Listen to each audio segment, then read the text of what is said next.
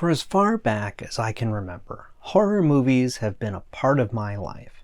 Sometimes a very small part, like in my early memories, and sometimes a very big part, such as when I've been involved in making them.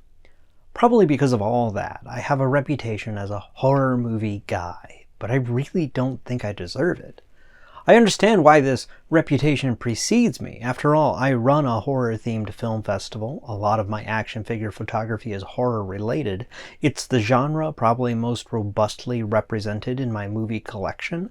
And my favorite bands are very horror-influenced, such as Alice Cooper, Gwar, and Wednesday 13.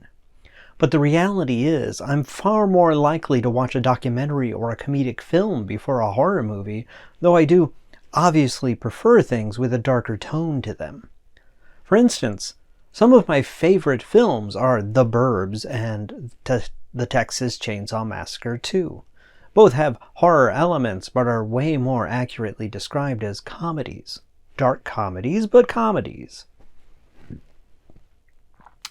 Which is not to say horror movies have not shaped me into the person I am today. Going all the way back to my earliest memories, Poltergeist was one of the first films I can remember watching, and it definitely impacted me, even in ways I didn't really notice until I did a recent interview on another YouTube channel where I specifically discuss the first horror movie I watched. You can find that in the links below or up here. Despite my parents owning a copy of Poltergeist and allowing me to watch it at a very young age, they were otherwise generally a bit strict about the sort of stuff I was allowed to view. Like most kids of the 80s, and probably in general, I loved dinosaurs, and by extension, monsters.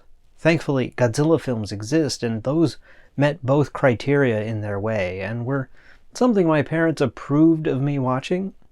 The first Godzilla media I ever saw was Godzilla 1984, because my dad brought it home from a video store for me to watch.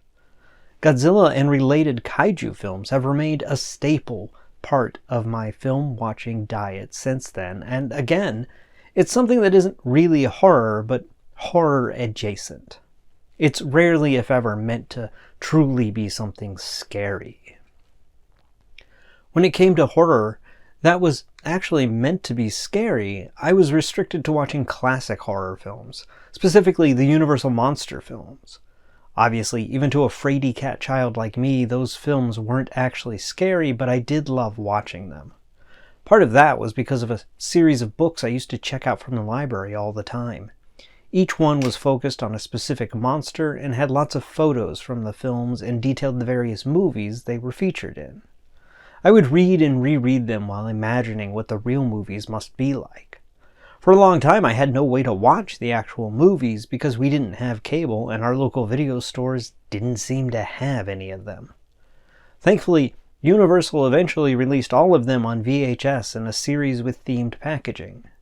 If you have even a passing interest in the Universal Monster films, you probably know exactly which ones I'm talking about. But again, even with this collection of famous horror monsters that supposedly terrified audiences in the 30s and 40s, my favorites are The Bride of Frankenstein and The Creature from the Black Lagoon. Bride has many intentionally comedic elements, and Creature is an adventure film that happens to have a fictional monster with a fantastic design. While I was enjoying my Godzilla and Universal Monsters, most of my peers were staying up late and watching TV-edited versions of the primary horror subgenre of the day, slasher films. I was forbidden from seeing them and could only imagine what horrific images they could contain. Ironically, by that time, those film series had themselves become horror comedies layered in self-parody. I didn't know that, and so I was always confused by the number of kids dressed as Jason or Freddy for Halloween. I was completely ignorant that they were basically live-action cartoon characters. Instead, I had built them up in my mind as actual scary films, so much that when a Child's Play trailer would come on TV, I would change the channel. The posters and VHS box art for things like Monkey Shines and Galaxy of Terror would creep me out as I passed them. My fear of the stereotypical gray alien popular at the time, which I discussed in a previous video, combined with that to make looking through the horror and sci-fi section of the video store a treacherous experience. These were unfounded fears I eventually had to face, and that time came in junior high. I had befriended eventual lifelong friend Matthew, and I shared with him my love for Mystery Science Theater 3000, and he introduced to me the world of modern horror and cult films. He grew up in a household where watching those films was permitted and knew all of the slasher films backward and forward, along with plenty of trivia relating to them. His favorite franchise was the Halloween series, and so my first slasher film was the original Halloween. I can remember sitting on the floor of my living room too close to the TV so we didn't have to have the volume very high and risk waking my parents. It felt like such a subversive and taboo act to watch something that I'd been told for so long I shouldn't. All of which added to the tension of the experience and made the film that much more memorable and enjoyable. Matthew and I also used to sneak out of my house late at night and just wander the streets of what was essentially the ghost town that I lived in. On one of those late night excursions, likely after watching a Halloween sequel, we came across a house in the neighborhood that looked eerily similar to the Myers house from the film. This was especially weird since I had been down that street plenty of times and had never noticed it. We went back there the next day to take a picture of it, but somehow the house was gone. Not gone like there was a vacant lot where the house once was, but gone like none of the houses on that street looked like the Myers house anymore.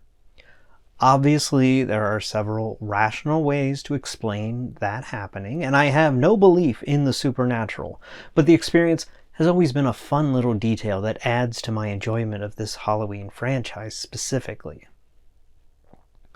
Of course, we eventually made our way through all of the different films in the various franchises popular at the time, and they were never as exciting as that first viewing of Halloween. But I did learn that there were very few that were ever actually scary, especially a sequel followed sequel. In fact, I've only ever been genuinely scared or creeped out by a couple of films. The most significant of which was when I saw The Exorcist for the first time. In 2000, it got re-released into theaters with some restored and altered footage.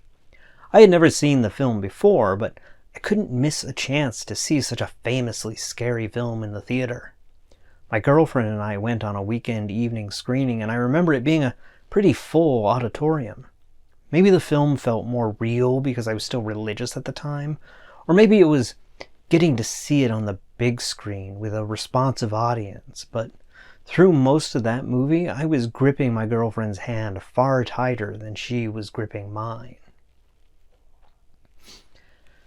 And maybe that's part of the reason I've never considered myself a horror guy, because I've rarely found horror films to actually be scary. If it doesn't do that, is it really even successful at being a horror film? With a very rare exception, I've found far more to be afraid of in things like the ending of Doom Generation, or the whole aura of the documentary The Killing of America. I certainly enjoy watching many films labeled as horror, but it tends to be more because I appreciate the amazing effects like in The Thing or The Blob, the atmosphere such as in Halloween or Let the Right One In, or the blend of comedy and dark imagery in the previously mentioned Texas Chainsaw Massacre 2 or Killer Clowns from Outer Space. And I think that's reflected in my own work and other people's films I've worked on. Even the film I'm trying to write currently is a blend of horror and comedy because true straight horror is just too hard to pull off and personally just isn't as interesting. I'm not a horror guy, but horror will always be a part of who I am. Just likely mixed with a dash of levity.